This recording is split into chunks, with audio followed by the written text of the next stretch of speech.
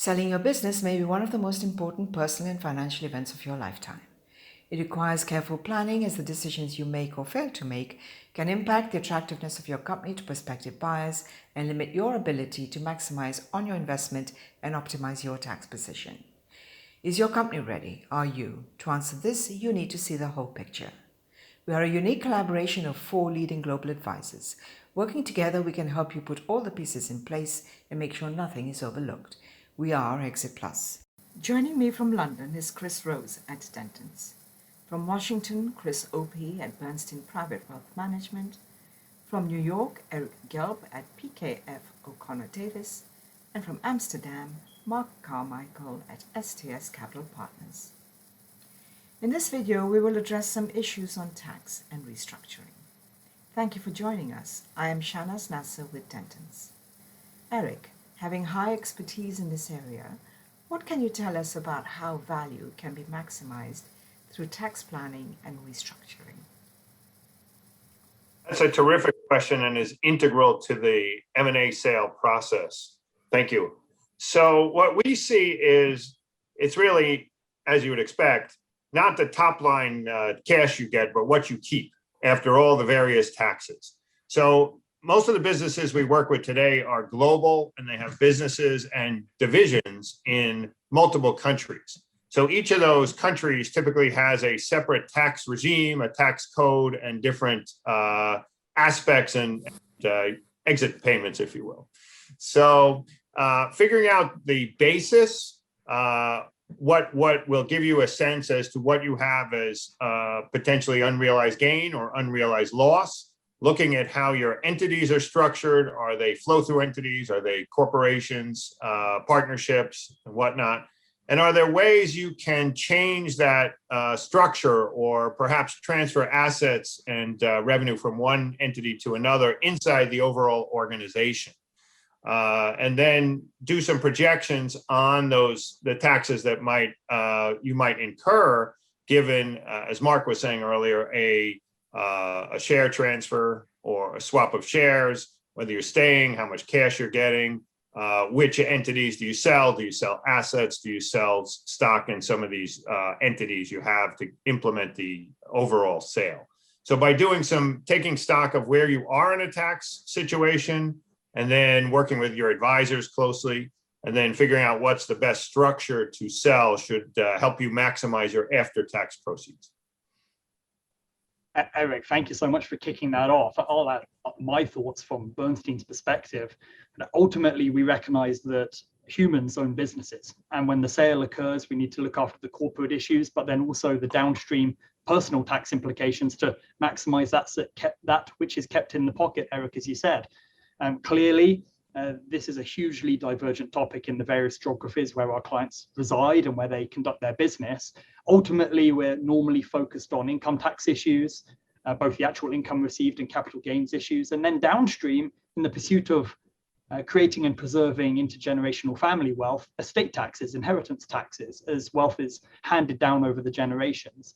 We're blessed, fortunately, at Bernstein to have a wealth strategies group, professionals who are now with our firm no longer practicing, but grew up in trust and estates, tax, and in some cases investment banking backgrounds. And so ultimately those individuals will partner with a Bernstein advisor and the likes of Eric and Chris and Mark on the phone to make sure that we're putting together a plan which works across all the different facets that hopefully you're coming to appreciate during this video series makes so much difference.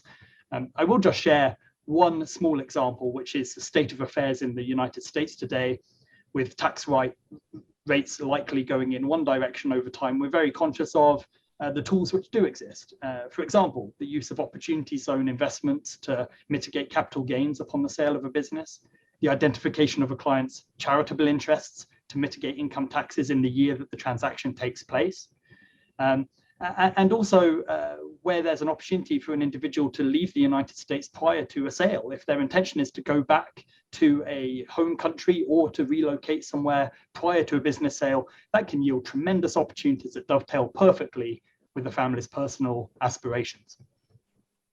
Great points, Chris, and Eric as well. And look, I think the only thing that I can add that's appropriate for me in this context of this discussion is that the sellers should be very clear on the two principal ways in which a buyer acquires a business, and that's through either a share purchase or an asset purchase. And just very quickly, in a share purchase transaction, the buyer acquires all of the shares, unsurprisingly, in the company which carries on the target business. And conversely, in an asset purchase, the buyer is acquiring identified assets and rights of the business, and may sometimes assume responsibility for certain liabilities of the business that's being acquired. But the two different structures, to your points, both of you, have different tax implications for both the buyer and the seller. So something that those on this call are probably better equipped with to discuss than I, but in any event, you'll want to ensure that you understand the pros and the cons of the share purchase or the asset purchase structures to make an informed decision that's going to be the most appropriate for you. Sure. Just adding to that, I mean, without getting technical, a share sale is probably the default position for most sellers, but an asset sale is faster. There's less due diligence because they're just taking away this piece of the business. Typically, we see that more where maybe the company has potential issues where they just couldn't mitigate, and they end up going an asset route. But I think depending on where you see yourself after the transaction, an asset sale will require you to deal with the underlying business going forward and liquidate. So that it's not just to turn the key and hand it over. Thanks, Chris. Eric, would you summarize the 3 takeaways viewers should take note of, please? Well, tax planning and analysis is really essential, and figure out what are the drivers and what are the possible tax benefits and ramifications of any particular sale. And then once, of course, you have to negotiate with the buyer, right? Mm-hmm. And work with advisors like Mark. But then you try to get a structure which maximizes your after-tax proceeds. And we see the transfer or the sharing of these tax costs and benefits between buyer and seller is pretty commonplace.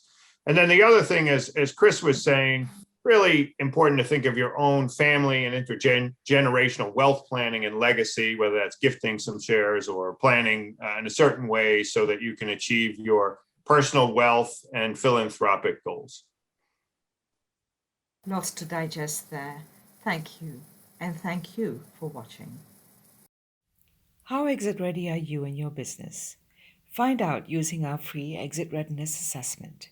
Simply complete our confidential online survey, which should take you no more than 10 minutes, and we'll prepare and send you your personalized report together with your readiness score.